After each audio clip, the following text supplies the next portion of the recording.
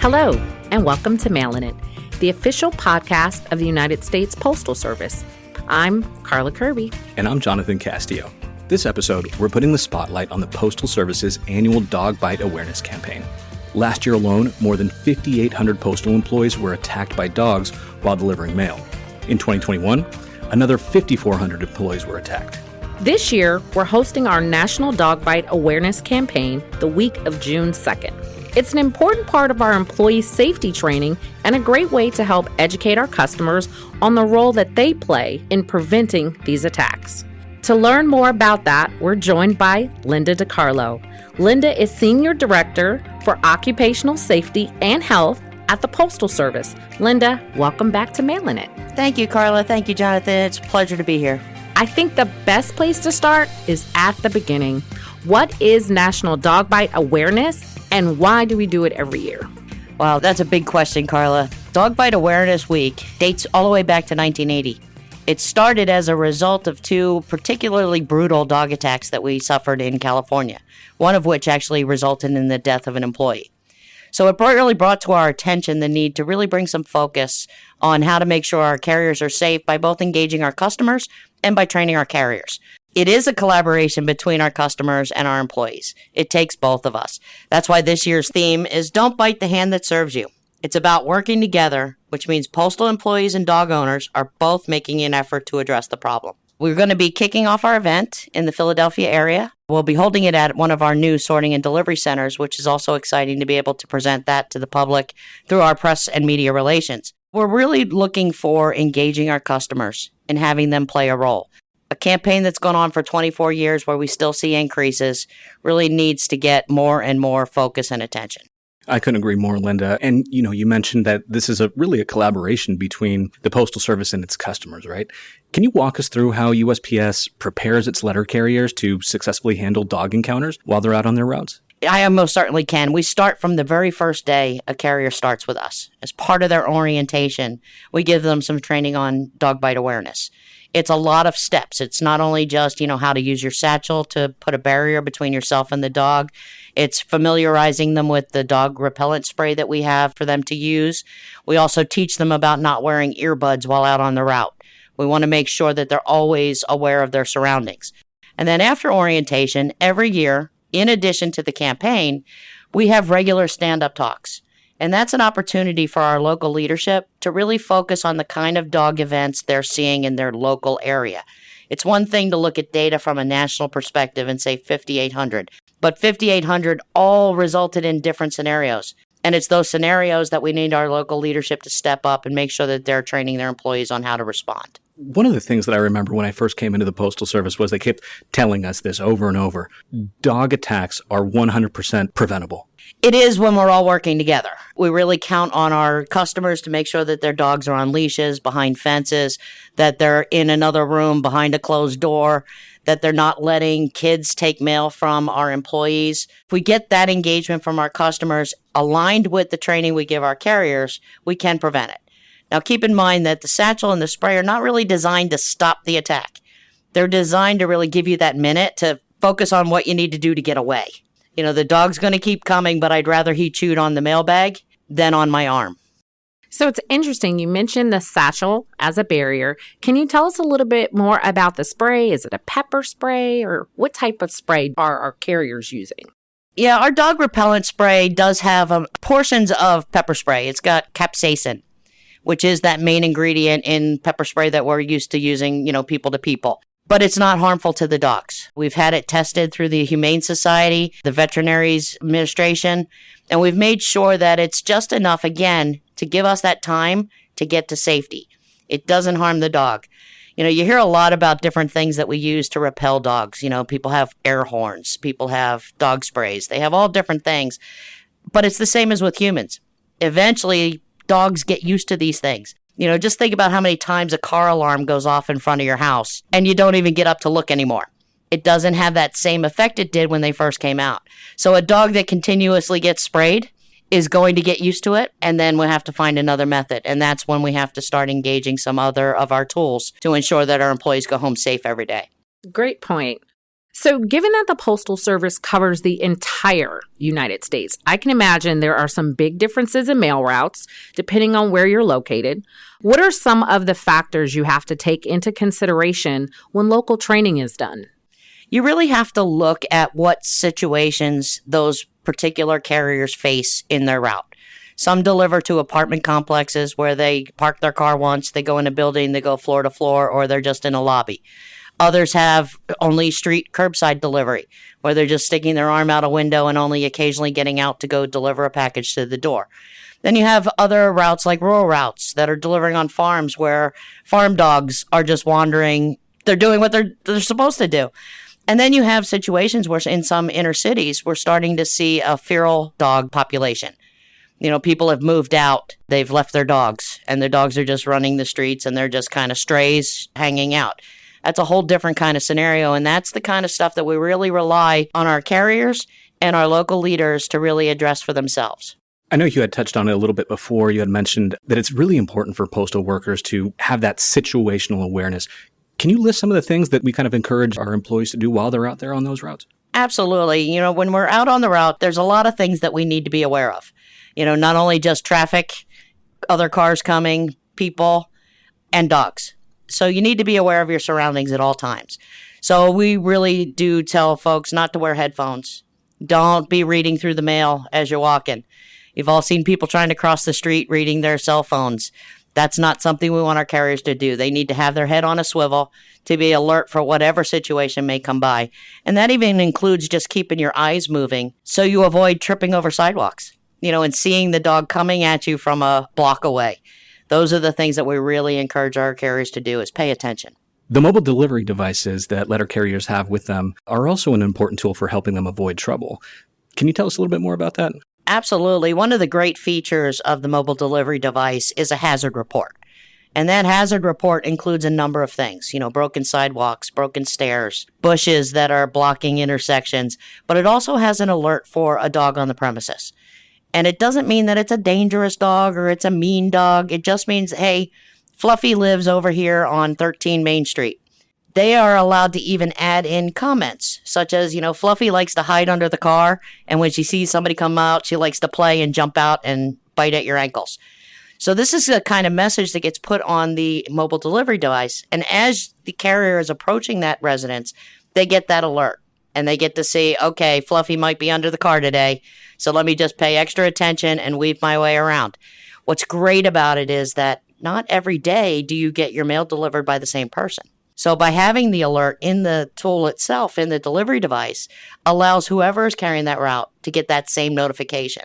So it really helps anybody who's not familiar with the street, not familiar with the houses, to just have a heads up that, hey, there's a dog that lives over here, so keep an eye out, make sure he's behind the fence, make sure the gate's not open, rattle your keys as you approach so that you don't scare the dog who's sleeping on the porch. All those kind of things are built into that alert. There's another high-tech method that our customers can use to help keep our employees safe, and that's the informed delivery. This allows a customer to get a notification telling them that they may have a package being delivered today. This gives them an opportunity to say, okay, I'm going out to go run to the grocery store. Let me make sure that the dog's behind another door, or that the kids don't have him out because I'm expecting somebody to come up to the porch that day. On the low-tech end, we got all sorts of things. We've got the satchel. We've got the spray. We've got the training that we give. One of the things that some people think should be a tool that we use is dog treats. And let me tell you why that's not a good idea. You happen to be delivering the route today, Jonathan, and you've got a doggy bone. So my dog is really happy with you. Carla collects the route tomorrow. And she doesn't know about your little affair with that puppy and the dog bones that you bring. She doesn't have any. Now we've made the dog angry. So we don't want to set up those situations where we're not even protecting each other, let alone ourselves. So again, we just want to make sure that we're paying attention. When you go to the door to deliver, put your foot up against a storm door. You'd be shocked at how many times a dog can push open a storm door. One of my employees has a dog, and he just learned how to open the storm door from the handle. He figured out that if he put his paw up on it, he could push his face forward and open the storm door. So you want to make sure that you're doing some of those simple things like put your foot up. We also don't want our carriers to give mail to kids. The dog's doing what he's supposed to do. He's protecting his family. And here we are walking up to a kid that he thinks is his best friend. and he's going to make sure that he or she is safe. So it's those kind of low-tech learnings that we try to instill in all our carriers. Sure. Do we still, by the way, do the dog warning cards when you're casing the mail? Is that still something we do? Yeah, we do have the dog warning cards, and that's what we use to build the messages in the mobile delivery device. So it gives a carrier an opportunity to put it in their case with their mail, and so that they have their own internal alert that reminds them that today I'm carrying Route 3 and there's 16 dogs on this route. So let me make sure I'm really on a swivel. There's a bunch of different touch points there to make sure they're aware. Absolutely. Right. It seems like we're collecting a lot of information, which is great for the carriers and for our customers. So does the Postal Service also keep track of which cities have the biggest dog problems or dog attacks, and which are the safest cities? Yes and no. We do collect data on where we have experienced dog attacks. And let me be clear that not all of them are bites. Some of them are, they run after you and you trip and you fall and hurt yourself. So when we talk about dog attacks, we're talking about any kind of incident that involves a dog. And we do track that by cities. It's a little harder to say the safest cities because there's a lot of cities out there. And we have quite a few that have not experienced any. So it's really exciting that we want to see those zeros continue to mount. But right now for FY23, our top cities for dog bites and dog attacks are Los Angeles, Houston, Chicago, St. Louis, and Cleveland. They've all continued to see increased rises in dog attacks, and those are some of the places that we have previously focused some of our kickoff events. But Pennsylvania, the state that we're going to for this year's kickoff event, is also starting to see an increase, and we want to make sure they don't make it to the top 5 for next year. In keeping with the working together theme, let's talk about the other side of the equation, right? In addition to training our letter carriers to avoid and, if necessary, defend themselves against dogs on their routes, it's just as important to communicate with dog owners about their responsibilities. This actually seems like it could be a somewhat delicate situation, given that some people get dogs specifically to protect their property and don't necessarily see them as a threat to anyone. How do postal employees navigate those tricky situations? It's really about responsible pet ownership. There's dog trainers, and we usually engage them in our kickoff events. But it really is about making sure that anybody who comes to your home is safe to do so. Letter carriers are not the only ones knocking on your door. So as a pet owner, you want to make sure that you're doing everything that you can to ensure that they can continue. A big part of it is really just about that awareness. Where is the dog? You know when a package is coming, so make sure he's somewhere else. Put him on a leash. It's okay for you to bring them, to the front door to see the carrier come up to you, but just make sure that you've got full control over it. And we got to not assume that your dog's not going to bite. I can't tell you how many times, don't worry, my dog doesn't bite. It's okay to pet him. I'm sorry, but if he has teeth, he can bite, just like your 2-year-old. Let me ask you this. Do postal employees have the right to be assertive if homeowner's dog is interfering with the delivery at all? Oh, absolutely. And I don't know about the word assertive. I think that has a negative connotation. But if you're talking about are there steps that carriers can do when they feel unsafe delivering the mail to your house, absolutely. The first step is going to be a letter to you as a homeowner from the postmaster advising you that, hey, your dog's kind of a menace. Can you do something about this? Because if it continues, we're going to have to take more drastic steps. If it does continue, there is every possibility that we will not deliver to your house. And you'd have to go directly to the post office to pick up your mail every day. And let me add to that, too, if you really want to be the favorite in your neighborhood, if your dog happens to be one of those ones that runs rampant through the city, you can actually cause mail delivery to be stopped for all of your neighbors. So it really does behoove you to be a responsible pet owner. Oh, yeah. Completely agree with that. So what are some common misconceptions that dog owners tend to have about how their pet will behave when someone comes to your home? You mentioned that, Fluffy won't bite, but clearly Fluffy has teeth. You can't blame them. The dog is protecting his family. We call them man's best friend for a reason, because they are parts of our family. And their job is to be territorial. That's their house, that's their porch, that's their family. So we have to understand that the way they respond to you as their owner or as part of their family is going to be different than somebody they may potentially see as a threat. And keep in mind, our carriers are coming to a house during a daytime when there's really not an expectation from the dog that anybody's going to be home. They're used to you leaving in the morning at 7 a.m. and coming back again at 4 p.m. or 5 p.m. That knock on the door at 2 o'clock is shocking to their system. So as an owner, you need to understand that your dog is going to react differently. One of the great things that we've got as part of our kickoff next Thursday is that we will have an animal trainer that is going to help customers understand the signs and the warning signals of their own pet. Are their ears in a different position? Is their tail a different way? Do they have their hackles up? Because some owners don't know what their dog's reaction may be to other people until they start to learn those skills. You're absolutely right. I think the education part of it, not only from our side with the Postal Service, but also the homeowner, the pet owner side, very important information. Let me ask you this. I know that you had said a little bit earlier some of the things that the Postal Service or the letter carriers can do if there's, this continued threat by the dog. What are some of the other things that can happen to the owner if they continue to not take responsibility or they're not preventing the dog from being a threat to the letter carrier? Anything else? There is a responsibility as a pet owner to ensure that anybody coming to your house is safe. I talked about broken stairs and sidewalks. If somebody falls, doesn't that go to your homeowner's insurance? The same thing applies to a dog bite. Now, on the Postal Service side, we're federal employees and are covered under the Federal Employees Compensation Act. And that provides for medical expenses and wage loss. So if your dog bites somebody and that person has to go get stitches, has to be out of work for 3 weeks, may have to come back to some sort of modified duty for a while because it is stressful, those expenses can be billed back to you. So we will take care of our employees through the Federal Employees Compensation Act. Good to know. So what is the Postal Service's procedure for communicating with dog owners when there's a problem or even a potential problem? It starts first with the carrier. The carrier has a relationship with the homeowners, and there's an obligation for them to just have a conversation. Nobody wants to escalate things more than they have to be, but we do have to ensure our safety. Beyond that, we start with warning letters. The warning letters, again, give you an opportunity to get your animal under control or away from the mailbox. It's only a matter of moving them to another section of the backyard.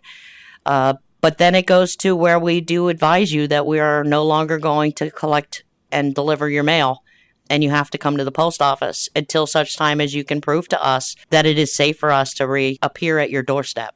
I know that we've covered some of this already, but for any dog owners that might be listening to this episode, right?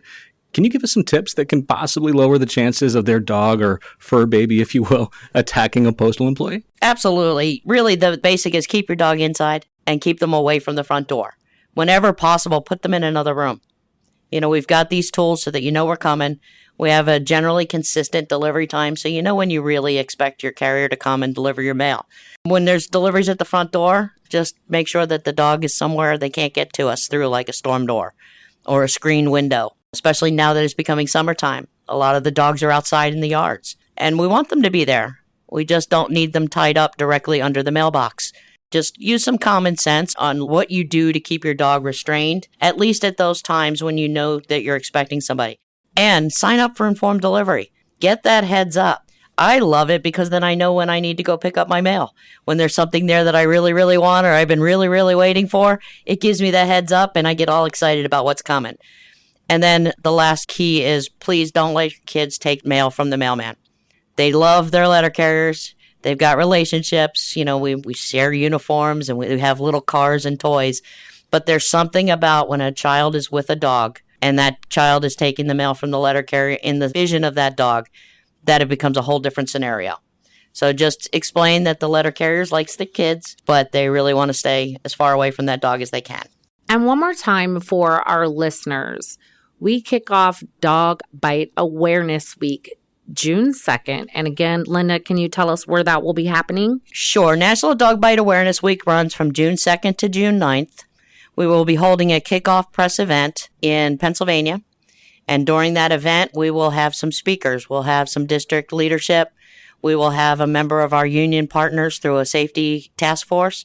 We'll have a carrier who actually experienced a bite. And then we'll have a couple of dog trainers. And so it's a really interactive event, open to the press, open to customers. Anybody that wants to come, just go to #DogBiteAwareness, and you'll find all the information on the event and all of the other materials that we have available, even things like coloring book pages for your kids. Wow, that sounds like an amazing event. I can't wait for it. Linda, thank you so much for being on our podcast today. It was great speaking with you, a lot of great information. Enjoyed having you. Absolutely. Welcome back. It's always a pleasure to have you and providing great information about this year's Dog Bite Awareness campaign. Thank you. My pleasure.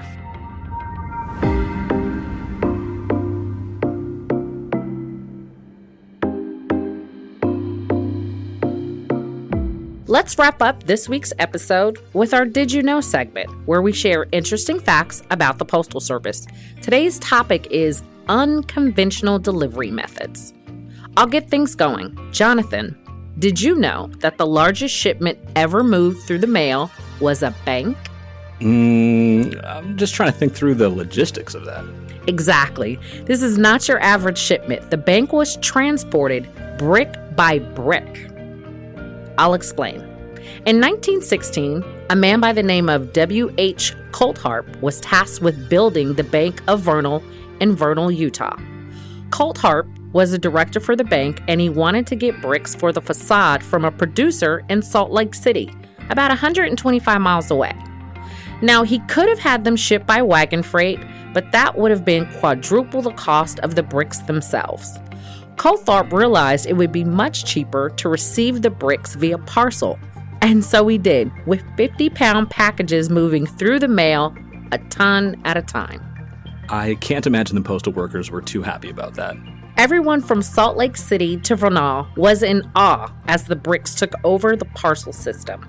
Eventually, word got back to the Postmaster General, who amended the legislation to prevent shipments totaling more than 200 pounds, but not before Coulthart had nearly 37 tons of bricks delivered. Wow, 37 tons of bricks. Well, Carla, it's my turn to share a peculiar postal delivery method, and this one wouldn't have worked so well for the bank.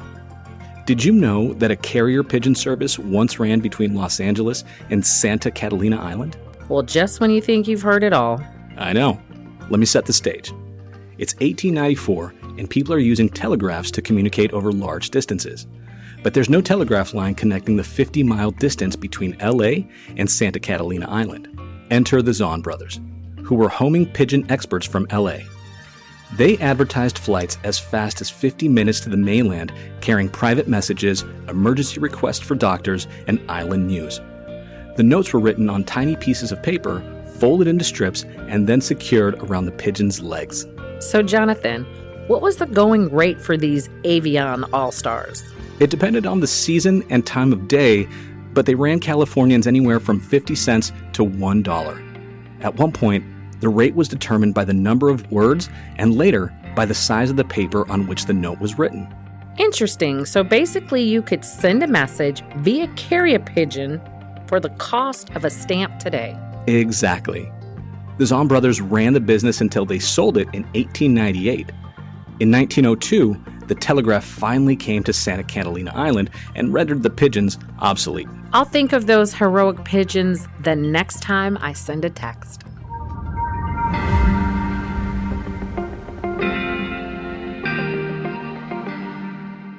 There was so much great information today, Carla.